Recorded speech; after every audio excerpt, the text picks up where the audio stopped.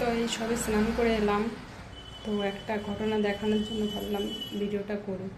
এমন একটা বিপদ ঘটেছে, মানে আজকে হয়তো আমি মরে যেতাম, হয়তো বাবার কৃপায় আশীর্বাদ আছে আমার পরে, এই কারণে হয়তো কোনো বিপদ ঘটেনি। চলো তোমাদের দেখাচ্ছি কী ঘটেছে।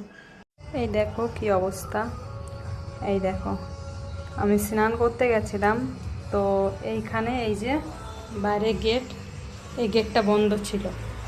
তো ঘরের মধ্যে এসে দেখি এত বিচ্ছিরি, মানে গ্যাসের বদবু আসছে, মানে কী বলবো। দেখো পাইপটা পুরো ফেটে গেছে, কি করে ফাটলো আমি নিজেও জানি না। আমি একটু আগে স্নান করার আগে গ্যাস সাফাই করে এই যে সবজি কেটে রেখে গেছি যে এসে রান্না করব।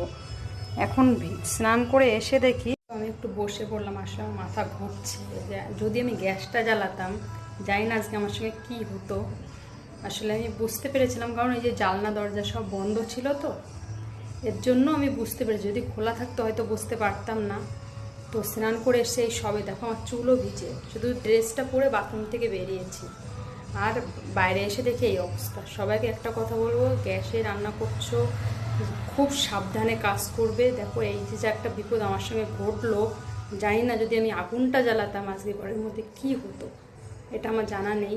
আমি সবাইকে একটা কথা বলবো, সবাই ভিডিওটা একটু ছড়িয়ে দাও, সবাইকে সাবধান।